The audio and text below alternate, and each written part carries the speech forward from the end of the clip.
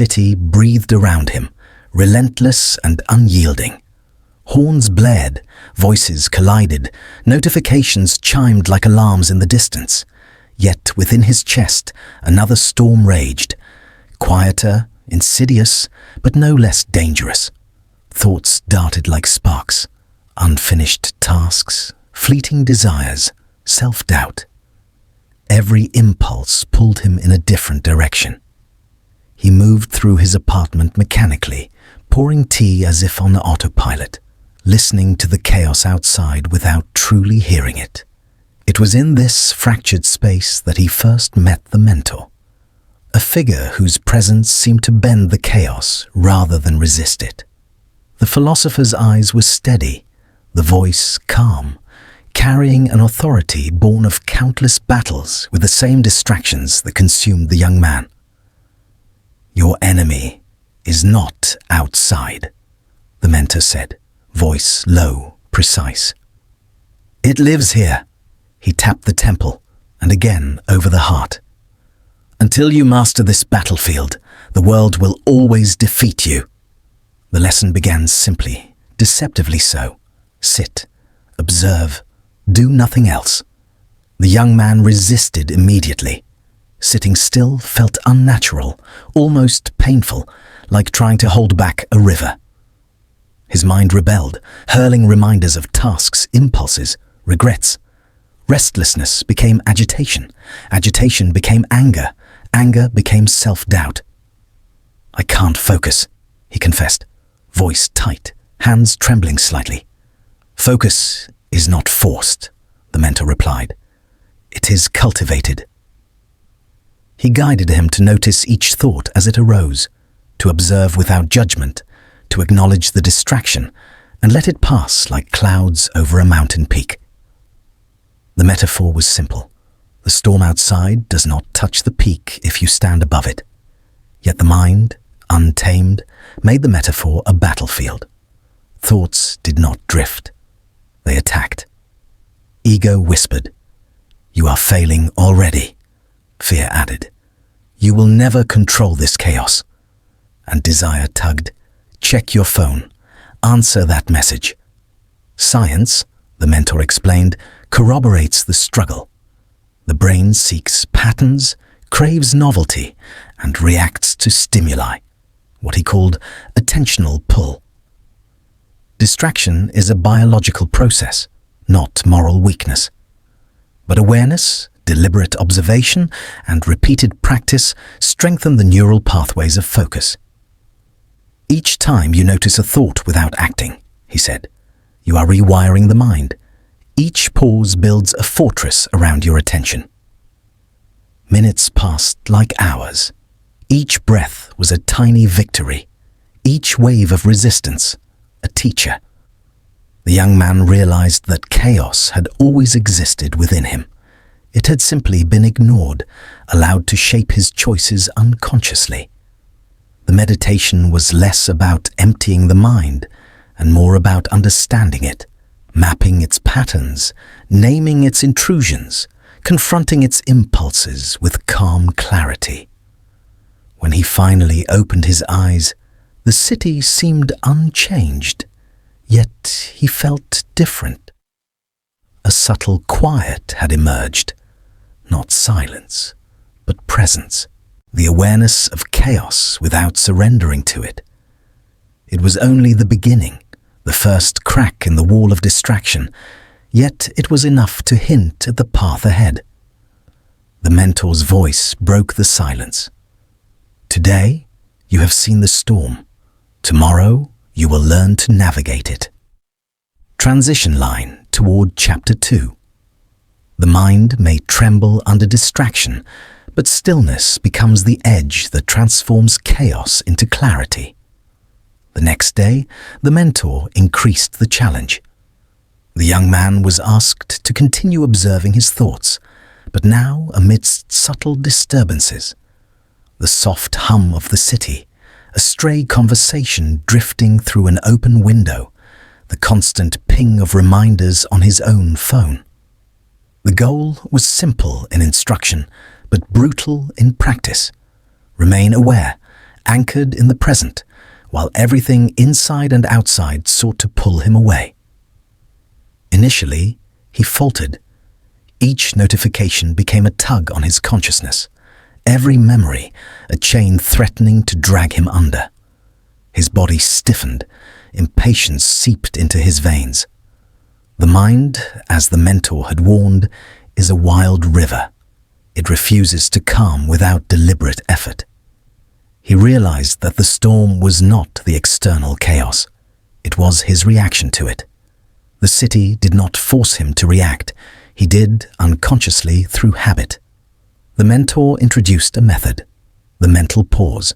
When a distraction arises, name it silently. This is doubt. This is craving. This is fear. Then release it.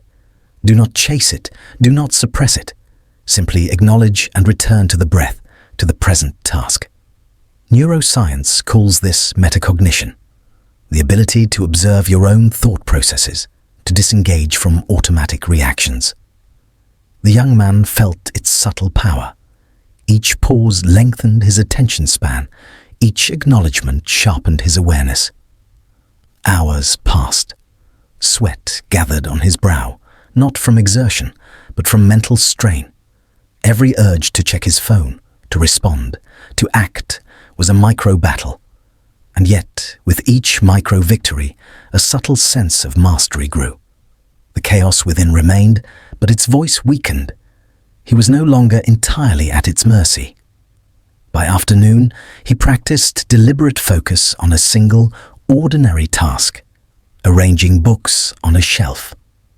At first, the mind wandered. He found himself counting pages, recalling conversations, imagining meals. Then he remembered the instruction: observe and release. Slowly, the task itself became an anchor. Each movement of his hands, each shift of his gaze, each breath became an exercise in presence. What had been mundane became profound. The act of arranging books transformed into an exercise of awareness, demonstrating that mastery is exercised not only in dramatic moments, but in ordinary life conducted with intention. At sunset, the mentor spoke again. Distraction is inevitable. Chaos is constant. But your mind is not theirs to command. Observe, release, return. In repetition, you build unshakable focus. The young man nodded, feeling the weight of the lesson. Awareness was no longer abstract. It was tangible, a skill exercised with effort and patience. The storm within was not gone, but he had learned to stand in it without being swept away. As night fell, he reflected on the day. He realized that every moment of attention lost to distraction was a moment of weakness, every regained moment a small triumph. The path ahead was long, demanding, and unrelenting. Yet, for the first time, he glimpsed the possibility of mastery, not over the world, but over himself. Transition line toward Chapter 2. In the silence of deliberate attention, the mind discovers its weapon, the power to transform distraction into clarity and presence. Dawn arrived slowly, pale light spilling through the high windows of the study. The city below continued its restless hum. But inside, the mentor instructed the young man to sit in absolute stillness. No movement, no speech, no distraction, just breath, just presence. At first, silence felt like an enemy. Every unspoken thought clamored for attention. Memories of the previous day's failures whispered, doubts of inadequacy swirled, and the restless city noises seeped into awareness. The young man fidgeted, tapped his fingers, shifted his gaze, anything to break the unbearable quiet. Yet the mentor said nothing, only observed. His calm presence was a mirror, reflecting the chaos that the young warrior carried within. The instruction was deceptively simple. Focus entirely on the rhythm of the breath. Inhale, exhale. Observe the subtle rise and fall of the chest. Observe the tension in the shoulders, the tightness in the jaw. When thoughts intruded, and they always did, name them silently. This is doubt. This is longing. This is impatience. Then return to the breath. Minutes stretched into an hour. The mind rebelled, attempting to run through to-do lists, worries, and imagined conversations. The young man noticed for the first time how habitually he surrendered attention, how easily he allowed himself to be pulled from the present. Each intrusion became a teacher. Distraction was a signal, not a condemnation. He began to see patterns, the triggers that fractured attention, the subtle pulls of ego and craving that undermined his focus. The mentor's voice finally broke the silence, calm and precise. Silence is not absence. It is presence sharpened into a blade. Every thought observed and released strengthens your mind. Every moment of attention regained is a small victory against chaos. The young man felt the weight of these words, realizing that silence itself was not a passive state. It was a practice, a weapon for the mind. To solidify the lesson, the mentor introduced a subtle exercise. For the next hour, he would speak only in minimal words, and the young man would respond only in mental observation, noting each sound, each pause, each flicker of movement in the room. At first, the act of listening without responding was nearly impossible. Each impulse to comment, to react, to assert presence arose and demanded attention. But as he persisted, something shifted. Attention sharpened. The mind, once scattered and turbulent, began to settle like sediment in clear water. By midday, the young man noticed a profound change. The external chaos remained: footsteps on the street, distant traffic, the murmurs of neighbors. But his reaction to it had altered. He could witness these sounds without being pulled into them, without letting them dictate his inner state. In the controlled stillness of deliberate silence, he discovered a new agency, the ability to decide where attention flowed rather than being swept by every stimulus. The mentor observed silently, a faint nod confirming what the young man already sensed. A subtle mastery was emerging. Presence was no longer an abstract concept. It was tangible. The mind, though not free from noise, had gained a still point, a quiet core from which all action could arise. Transition line toward Part 2. As silence became a deliberate practice, the young man began to see that calm, focused attention could be wielded as a weapon against distraction, fear, and impulsive reaction. The hours passed, and the young warrior moved beyond mere observation of thought into the realm of deliberate engagement. With each breath, each quiet moment, he trained the mind not to resist distraction, but to witness it without attachment. The city outside roared on, yet inside, the chaos had no dominion over him.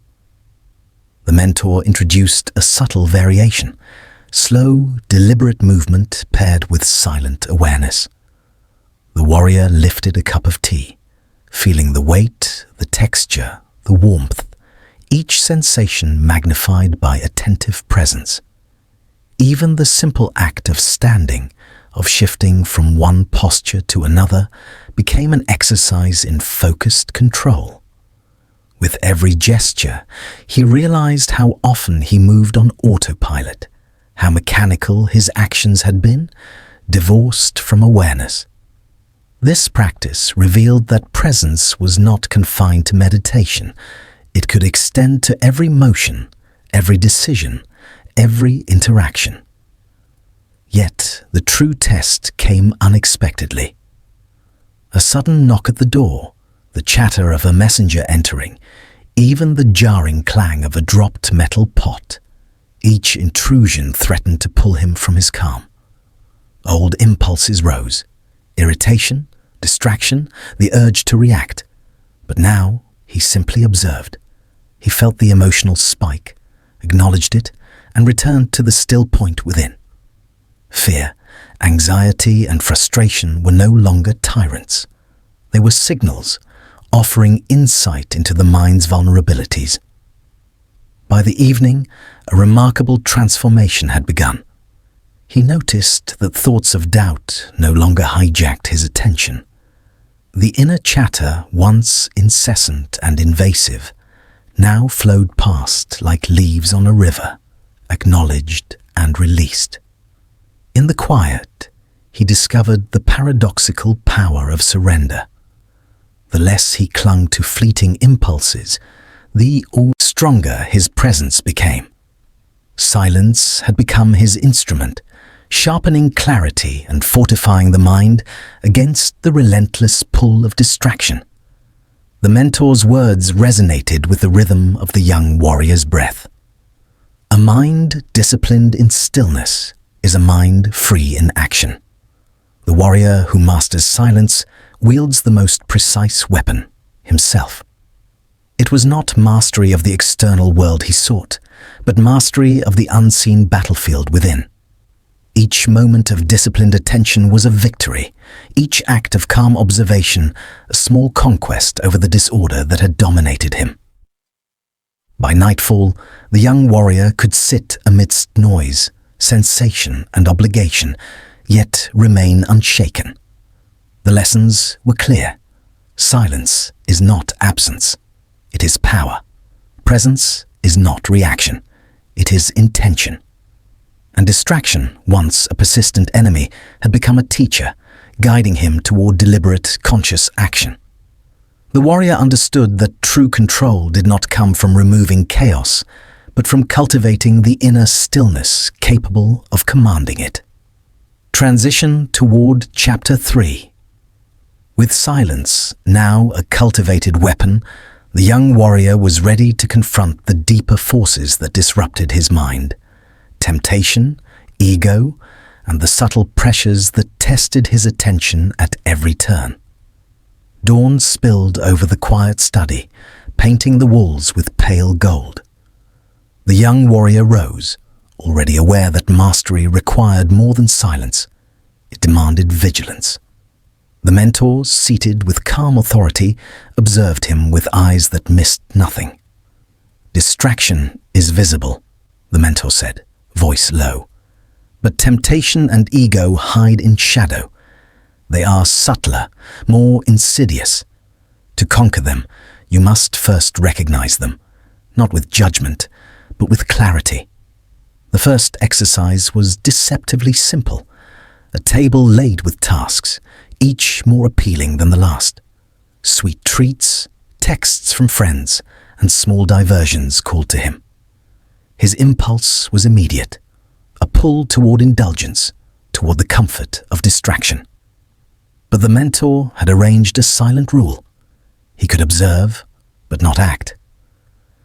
The warrior felt tension coil in his chest, the familiar itch of impatience.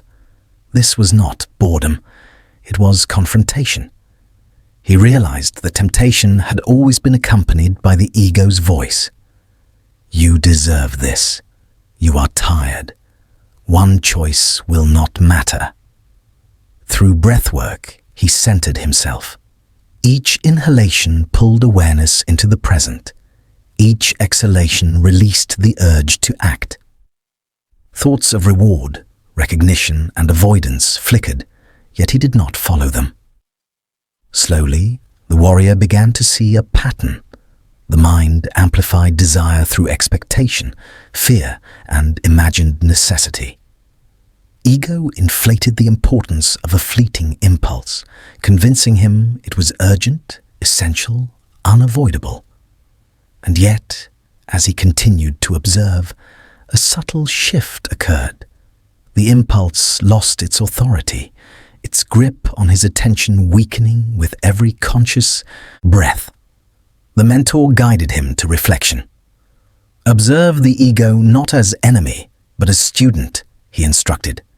Notice how it seeks to dominate. See its strategies, then act or refrain with awareness. Mastery is not suppression, it is alignment. The warrior felt the truth of this resonate in his chest.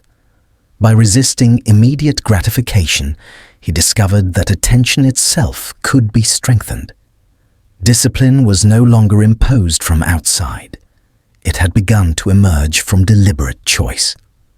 Later, the mentor introduced another layer of challenge: conflicting desires. He presented two tasks, both necessary, both urgent, but only enough time for one. The warrior's mind screamed for efficiency, for the ego to assert control and demand recognition for choosing correctly. Yet, under the mentor's watchful gaze, he paused. He assessed priorities with clarity, detached from judgment and fear of outcome. Decisions were made not in haste, not in reaction, but from presence. A subtle confidence arose. Mastery of self was more powerful than victory over circumstance. In these hours, the warrior confronted not only desire, but the subtle ways ego could fracture attention. Recognition, pride, avoidance, all had fueled distraction in his life. Now, in silence, under deliberate pressure, he saw them clearly. The exercises were small, yet potent. Each moment of restraint was a muscle strengthened, each conscious choice a foundation for the unshakable mind he sought to build.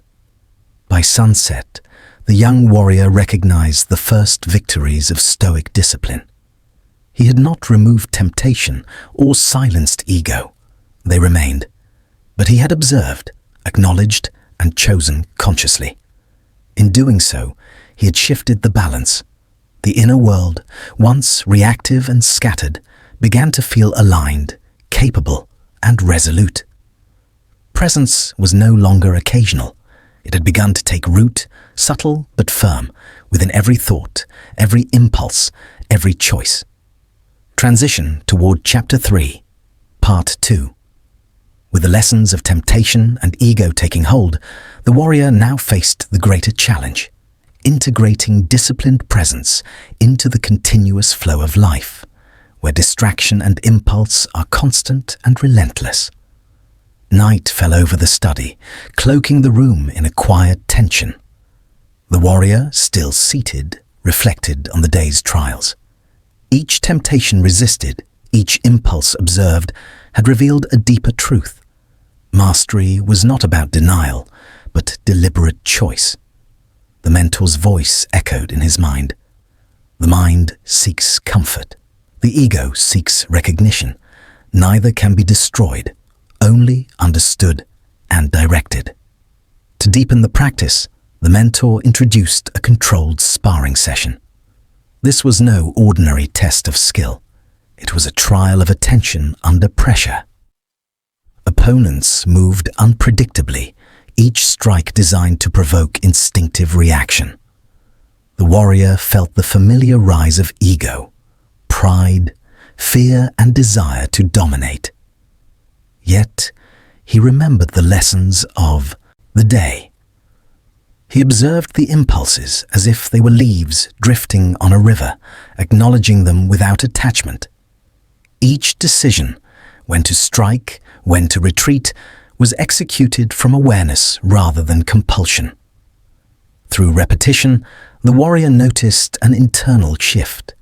Impulses that once hijacked attention now appeared as signals, not commands. Desire, fear, and pride were no longer masters, but messengers.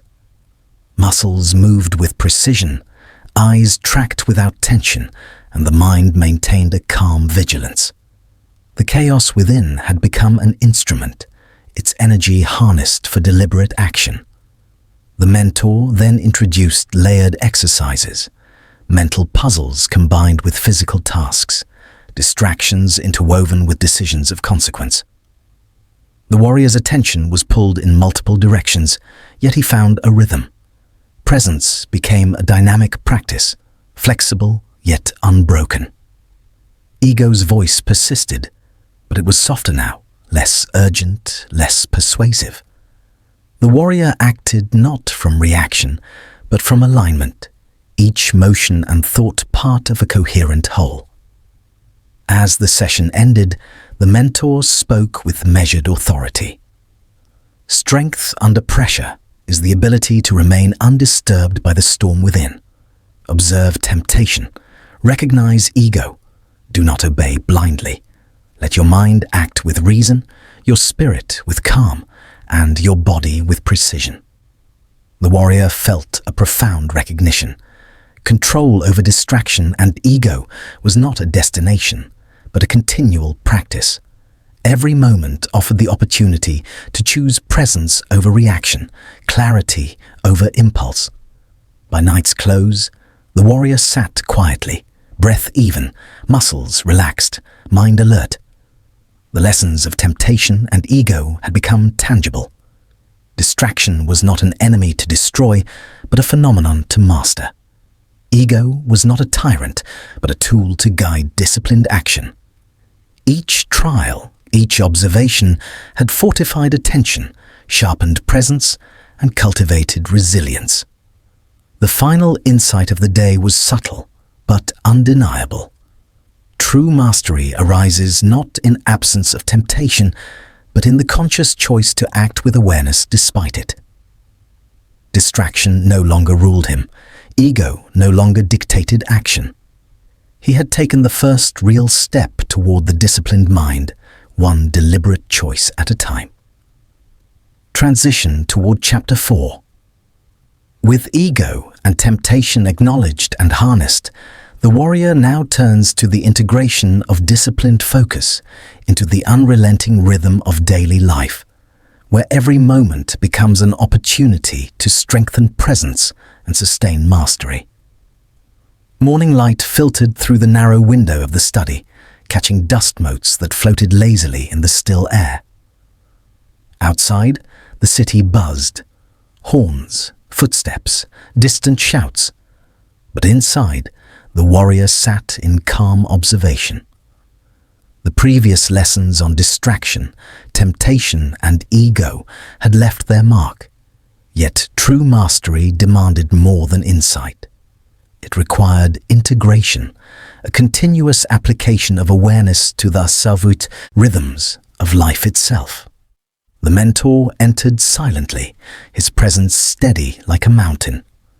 Discipline is not practiced only in moments of meditation or isolated exercises, he said. It is woven into every action, every choice, every breath. The mind untrained in the ordinary cannot withstand the extraordinary. He instructed the warrior to begin with the simplest tasks: rising, preparing tea, arranging scrolls. Each movement was to be deliberate, each thought consciously aligned with purpose. The warrior initially resisted, the habits of distraction tugging insistently at his attention. The mind wandered, the ego whispered impatience, and each small task seemed mundane, almost beneath notice. Yet the mentor persisted. He spoke of the Stoics and of Marcus Aurelius in particular, that external events are neither good nor bad. They are neutral. The virtue lies in the response, in the mastery of thought and presence. The warrior began to perceive each ordinary action not as trivial, but as a crucible for focus. Pouring water for tea became a test of attention, to feel the warmth, to note the sound of liquid filling the cup, to sense the flow of motion in the wrist. His breath aligned with movement, his gaze softened yet sharpened.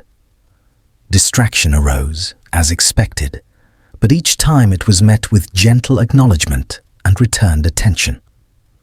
The exercises grew progressively complex. Reading texts while maintaining breath awareness, writing reflections while observing subtle sensations in the body, engaging in conversations without succumbing to mental drift. With each repetition, the warrior noticed patterns: the pull of habit, the sting of impatience, the habitual deference to ego. And yet, in persistent practice, each act of disciplined attention carved grooves in the mind, reinforcing pathways of presence. Neurobiology, the mentor explained, confirms what Stoicism has long taught. Repeated mindful actions strengthen neural circuits of focus, habit, and emotional regulation. The warrior began to see that inner mastery was literally rewiring his mind for resilience. Even moments of rest were transformed into deliberate practice.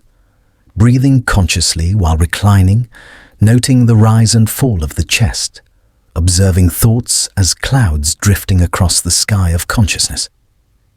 Each interruption, each internal tug toward distraction became a signal to return, to act intentionally.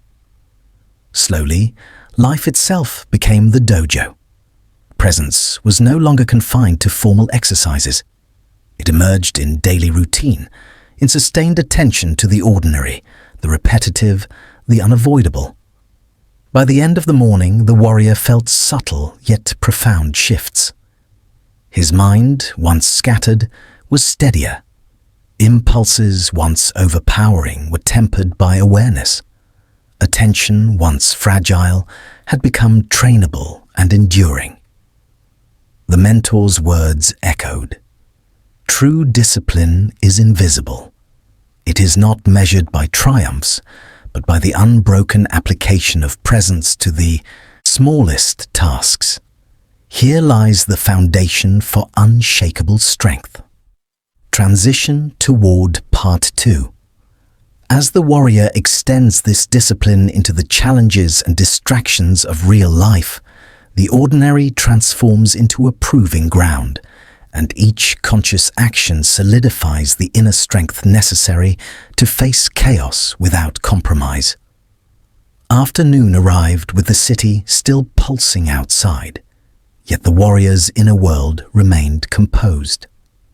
Tasks that once triggered impatience or irritation, responding to messages, attending meetings, performing repetitive work, now became arenas for practice. Each interruption was no longer a thief of attention, but a prompt to return to presence. The mind, trained in meditation and reflection, acted as a calm observer, choosing responses with deliberation rather than reacting impulsively. The mentor observed silently, allowing the warrior to navigate small challenges autonomously.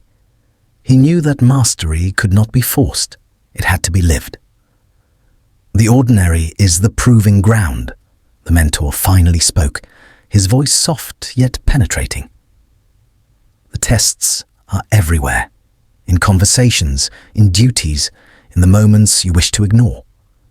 Discipline applied to the trivial builds the architecture for greatness under pressure.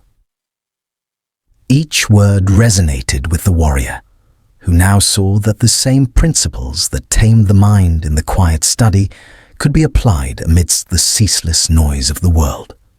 By evening, the warrior began to notice something subtle yet profound, a sense of effortless focus emerging. Tasks were performed with precision, thoughts flowed without obstruction, and decisions arose from clarity rather than compulsion. External chaos, the ringing of phones, unexpected requests, the clamor of other people's urgency, no longer dictated his emotional state.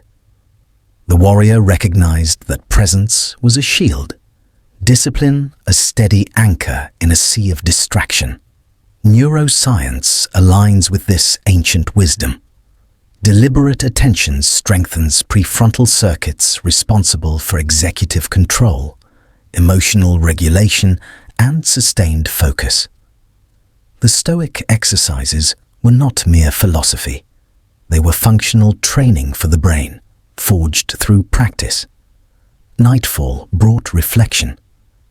The warrior sat in quiet, journaling observations of the day, noting where attention had wavered and where it had remained steady. He realized that mastery was not perfection. It was the continuous correction of the mind, the persistent return to deliberate action whenever distraction arose. Each repetition, each conscious choice deepened the mental resilience required to maintain unbroken focus. Ego whispers and habitual impulses were no longer unchallenged rulers. They were noted, acknowledged, and returned to their proper place under the disciplined observer's guidance. In these ordinary hours, the extraordinary was being forged. The warrior's inner life had transformed from reactive chaos into structured calm, a mind capable of navigating distraction without losing composure. Presence had become habitual, attention instinctive, and spirit aligned. Marcus Aurelius' teaching that life's external noise cannot be controlled, only the mind, was no longer abstract. It was tangible, lived and measurable in the quality of thought, decision, and action. Transition to Chapter 5. With disciplined daily action now ingrained, the warrior is ready to confront the final internal adversary, ego itself, and integrate all lessons into a coherent, unbreakable Stoic presence. Dawn broke quietly over the city, casting pale light across the warrior's study. The air was still, yet charged with a subtle tension, the kind that comes before a conscious test of skill and presence. Today, the mentor presented a new challenge: integration. All prior lessons, silence, focus, discipline, and the observation of ego would now converge into complex, layered exercises. The task was simple in description, but intricate in execution. Manage multiple responsibilities, shifting attention seamlessly, all while maintaining calm presence and deliberate decision-making. At first, the warrior stumbled.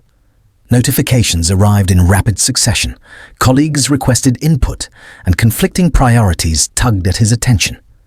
His mind sought familiar patterns: react first, think later, but he resisted. Instead, he paused, drew breath, and observed. Each impulse, each tug of ego, each surge of frustration was noted without judgment. Marcus Aurelius' words echoed in his mind. You have power over your mind, not outside events.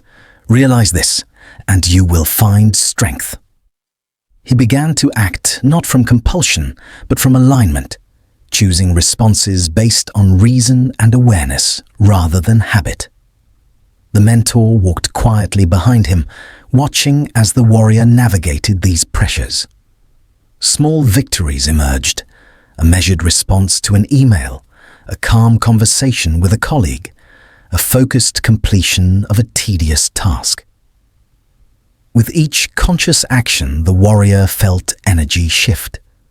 His mind was no longer a battlefield, but a command center, directing attention with precision, filtering out distraction, and converting chaos into productive movement. Neuroplasticity, the mentor had explained in an earlier lesson, mirrors this process. Repeated deliberate focus strengthens neural pathways that govern attention, emotional regulation, and decision-making. The exercises were not abstract. They were rewiring the brain, integrating philosophy into physiology. As the morning progressed, challenges intensified. The mentor introduced conflicting demands simultaneously, requiring split attention while maintaining clarity and composure. The warrior faltered briefly, frustration flickering, but awareness of distraction allowed immediate correction. He discovered a profound principle. Mastery is not about perfection, but about the persistent return to presence when the mind wavers. Each correction reinforced control. Each conscious choice strengthened discipline. Ego, once a tyrant pulling attention toward vanity or fear, had become an instrument, providing awareness without domination. By midday, the warrior began to feel the first true sense of integration.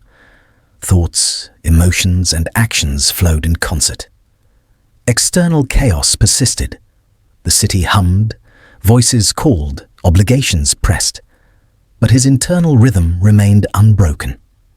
The synthesis of silence, disciplined action, and ego awareness produced a presence both resilient and adaptable. He realized that distraction was no longer an adversary, but a feedback system. Each tug tested awareness, each challenge revealed strength, and each moment demanded intentional response. The warrior felt a deep, almost tangible calm, the kind born not of avoidance, but of deliberate mastery. Transition to Part 2. As the day gave way to evening, the warrior prepares for the final phase, embodying all lessons under real-world pressure, where distraction, ego, and challenge converge into a living test of Stoic mastery. Evening settled over the city, painting long shadows across the streets and the warrior's study. The exercises now demanded simultaneous attention to multiple streams of information, tasks, people, deadlines, and inner impulses. He had moved beyond mere observation. His mind was actively orchestrating attention with deliberate precision. Each decision was weighted, each action intentional. Where before he might have reacted, now he responded. Where distraction once hijacked him, now it became a signal, a cue to return to focus, to recalibrate, to act with reason and presence. The mentor presented more complex tasks, a conversation requiring empathy and firmness, an intricate report demanding analytical rigor, and a meditation to maintain calm amidst the sensory overload. The warrior flowed through them as if moving through a river of challenges, each wave a test of alignment. When impatience surfaced, he recognized it, breathed, and let it pass. When ego nudged for recognition, he acknowledged the impulse, reframed it, and redirected attention to the task at hand. Each micro-adjustment strengthened the habit of disciplined presence. By nightfall, the transformation was undeniable. The warrior's mind no longer fractured under pressure. Distraction, once a relentless adversary, had become a tool for awareness. He moved with clarity, spoke with precision, and acted with calm authority. Marcus Aurelius's teachings had crystallized. External chaos is irrelevant. Inner order is sovereign. The warrior understood that mastery is invisible, manifesting in the sustained, deliberate application of attention to ordinary life. Strength was not in dramatic gestures, but in consistency, alignment, and conscious action. The mentor finally spoke, voice calm but carrying weight. Observe, yet do not cling. Act, yet do not overreach. Distraction is inevitable. Mastery is choice. The warrior absorbed this, seeing the full arc of his progress. Silence, focus, discipline, and ego management were no longer separate lessons. They were integrated, forming a resilient system of mind and spirit. The city hummed around him, yet he remained unshaken, a stoic warrior navigating complexity with composed presence. By the end of the night, he reflected on the essence of the Stoic path. That attention, once disciplined, becomes a source of unshakable power. Each distraction encountered, each impulse observed and redirected, had been a stepping stone toward mastery. The inner fortress of calm and reason now stood intact, impervious to the noise of the external world. The warrior had become a living embodiment of Stoic principles, a mind sharp, a spirit steady, a presence undeniable. Transition to Chapter 6. Tomorrow, these lessons will be tested beyond the controlled environment. The warrior must face the real-world crucible, where chaos, temptation, and unforeseen challenges converge, and where mastery will be measured in lived action. Dawn broke over the city, pale lights spilling into the quiet streets. The warrior stepped outside, feeling the cool morning air brush against his skin. The world was awake, brimming with noise, distraction, and the unpredictable turbulence of life. Yet within him there was calm, a clarity that radiated from disciplined attention and cultivated presence. The mind that once wandered, pulled in 1,000 directions, now moved with quiet authority, observing without attachment, acting with deliberate intent. The mentor followed silently, his presence a reminder that observation alone was not mastery, application was. Today, the warrior would encounter the ultimate test, a series of real-world challenges designed to mirror the chaos of everyday life amplified. Messages pinged on his devices, obligations demanded immediate response, and people sought his attention with pressing concerns. In another era, each of these would have been a source of stress, a fracture of focus. Now they were stimuli, opportunities to practice the Stoic method, observe, assess, act consciously. The first test came swiftly, an urgent request from a colleague demanding an immediate solution. The old self would have reacted with haste, flustered and defensive. The warrior paused, inhaled deliberately, and allowed awareness to guide his actions. He analyzed the situation calmly, prioritized what could be controlled, and responded with precise, measured steps. The tension in the room, the implicit pressure, even the subtle urge to assert ego, all were noted and released. His decisions emerged from clarity rather than anxiety, from presence rather than reaction. Next, temptation tested him in subtle ways. Distractions from personal desires, fleeting urges to gratify impulses, even the quiet whisper of ego seeking acknowledgement.